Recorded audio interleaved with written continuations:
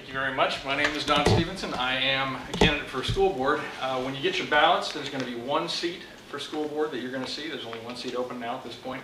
So you'll have a choice between myself or my opponent, Joanne Hurley, who is currently the chairperson of the board. I'll give you a little bit of background about myself, and then I'd like to offer you some points of differentiation that I think make me unique in this race. So first and foremost, I'll tell you that my background is in advertising. Actually, I'm not an educator. I've been in advertising for almost 18 years now, and I've been pretty successful in that. I love what I do. It's very rewarding.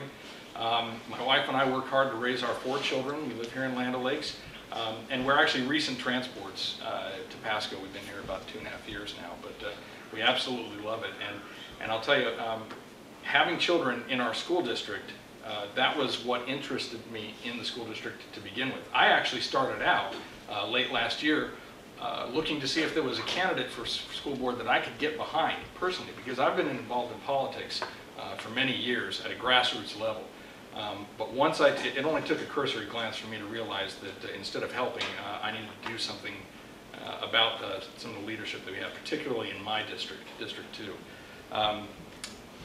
The primary catalyst was the way that I saw our district handling our fiscal problems. We are now in the midst of our 5th straight year of multi-million-dollar deficits. I mean, these are huge deficits. You heard some of the numbers that Kurt mentioned earlier, and that's a lot of money. You're talking $60 million one year, you're talking $26 million this year, Lord knows what it's going to be next year. Consistently, time and time again, what I have seen is our board's solution is to go towards that huge target that he mentioned, which is salaries. A lot of those salaries being teacher salaries. I can understand that. It's a big target, and there are few opportunities to make cuts outside of that. But that is a problem that I believe is ultimately going to come home to roost, and it's going to manifest itself in our student achievement, in the performance of our students. It's just basic HR math. You cannot continue to hit your teachers over the head, take money out of their wallets and make their lives more difficult year after year, and retain the ability to attract the most capable teachers that you can possibly get. That's a critical part of us fulfilling our mission to provide an excellent education for all of our students. So what I champion are methods and tactics that allow us to solve our budget problems in lasting ways that don't require us to go back to that same well, that don't require us to raise taxes. That was attempted a couple of years ago. Unfortunately, the folks at Pasco said no. I believe we have the ability to live within our means and still deliver an excellent education to our students. So let me talk about what some of those ideas are real quick. First and foremost, I don't know if any of you have ever attended a school board meeting before, but if you have, you'll know that they go through a series of agenda items where the board then has to cast up or down votes on these agenda items. Sometimes these items are procedural. Sometimes they might be related to, whether or not a student needs to be removed from school, if it's an expulsion or something like that. But oftentimes, many of these agenda items are spending related. There are oftentimes requests for spending one kind or another, and the board has to determine whether or not it's appropriate. What I pledge is that in times like these, where we're constantly facing deficits, it's our duty and responsibility to say no to any spending requests that aren't absolutely essential, that aren't in one way, shape, or form some sort of state mandate. And that is my first pledge right out of the gate. And I'll tell you right now, when you compare my campaign promise with the person that I'm running against, it's night and day. The person I'm running against actually has a 100% yay voting record over the past 4 years, never once casting a single no vote. So I think that bears strong consideration. Secondly, I'm an advocate for something called zero-based budgeting. Some people have heard of it, and I think most people who are familiar with it probably think it's a pretty good idea. I'll give you the Cliff Notes version of what it means. When you contrast a traditional budgeting process where you start with previous budgets as sort of a springboard and say, okay, well, this department got $2.1 million last year. Here's all the reasons why we need a little bit more.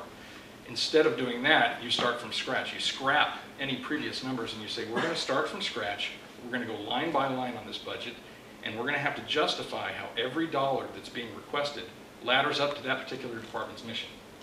and if it doesn't get approved.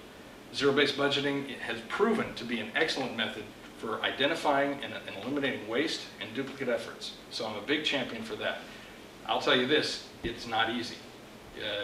Most folks that have to be involved in a process like that don't like it. It's uncomfortable, it's cumbersome, it takes a long time, but I think given 5 years of massive deficits, you'd have a hard time justifying not at least giving it some strong consideration.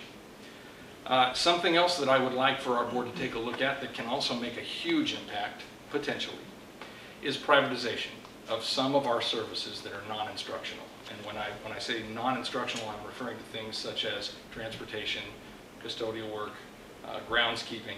Now, this is a touchy subject because there are a lot of horror stories out there that people might tell you where, oh, well, our school district, privatized transportation, and so all these people lost their retirement, or they axed, the private company came in and axed a whole bunch of people and left them out of work. I'll say this, the RFP process that you go through when you consider privatization, you set the rules. And I, for one, will not stand for seeing anyone cut off at the knees. If you worked long and hard towards retirement, that's off the table.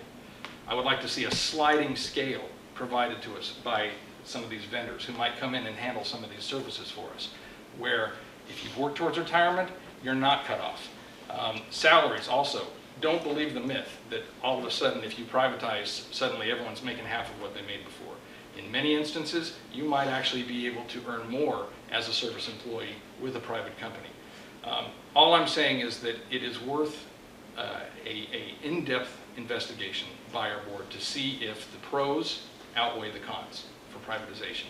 But again, there's another area where we stand to make significant savings without affecting our teachers' bottom line, yet again, without cutting vital student programs such as sports, arts, and music, which have been a topic of discussion.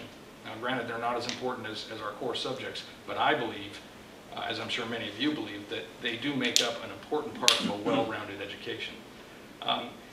And again, not raising taxes. That's really big for me. In a down economy, I think it's a wrong move to go to that very same income source that's providing our revenues right now, who are obviously hurting, and just say, well, the answer is we're just going to take more. I think that there are methods and means available to us that can solve our fiscal problems and can do so responsibly.